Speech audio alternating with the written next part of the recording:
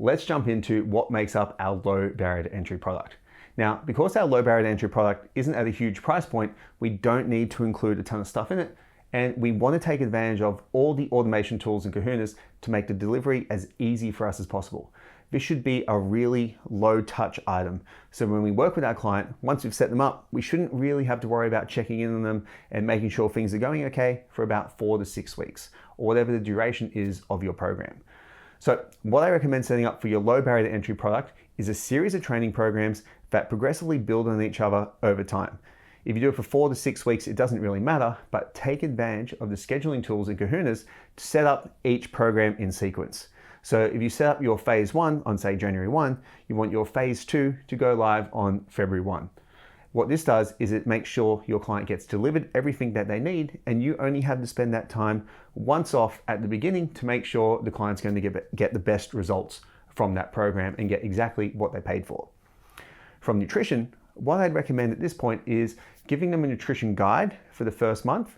In the second month, giving them maybe a macro-specific guide and macro-specific resource so they can learn how to do that. And then each month, at the end of the month, do a check-in with the client, 5 to 10 minutes on the video resource on kahunas, and give them their adjustments for the next program.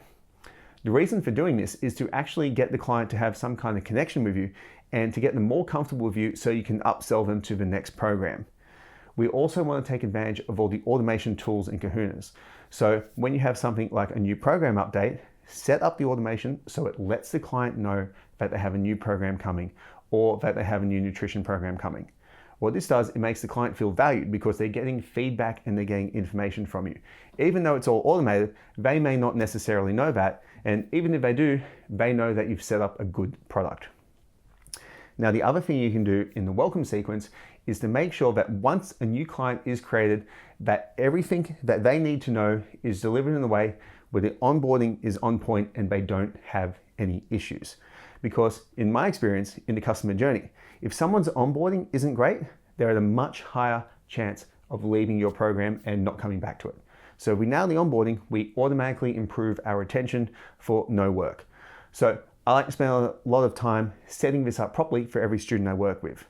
We want to make sure we take advantage of the Kahuna's user guide, that every client gets that as soon as their profile is created so they know how to use the app and get the most out of it.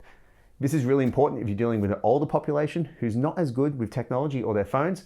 They need to know how to understand how the app works to get the most out of it. Otherwise, they will give up very, very quickly. In the onboarding sequence and the automation sequence, include everything your client needs to know to succeed in your program. This doesn't matter if it's a low barrier to entry or the high ticket item. They need to know how to succeed. What they're going to be paying for over time is more interaction and one-on-one time with you. So we want to make this as automated as possible so the client has as many tools as they need to succeed. And if they ask for something, you can simply point them in the right direction where to go. I've found great success in my online training business, giving clients the app user guide, a basic nutrition guide, a nutrition tracking guide, a flexible diet guide, a link to a consult call where they can book a consult call with me for an extra cost, which isn't too expensive for them, and also other tools and resources related to that specific niche. For example, in one program I set up, I'm working with a lot of obstacle course racers, so people who do Spartan races and things of that nature. And they generally get pretty beat up from the races and the training. So for those clients in that particular niche, we give them a 100-point recovery scale as part of their onboarding process. And what this does, it tells the client what they need to do to get the most possible recovery out of their training. So they get a score for every recovery activity they do, and they need to hit a certain threshold every day. If they do that, they know they're going to get the most recovery possible for the amount of training that they're putting in.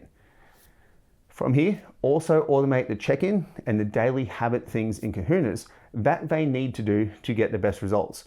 You're not necessarily going to be checking these and interacting with the clients, but you can use these to A, see the effectiveness and the uptake of your program that clients are working with, and also use as a marketing and an upselling tool.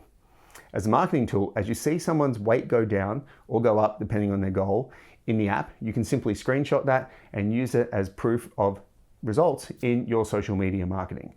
This is a really powerful tool that a lot of trainers do not capitalize on enough.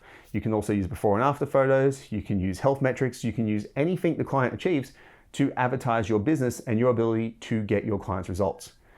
And the next thing, with the upsell tool, if you monitor these low ticket items, you can see how often people are training, you can see how often they're checking in, you can see all their data there.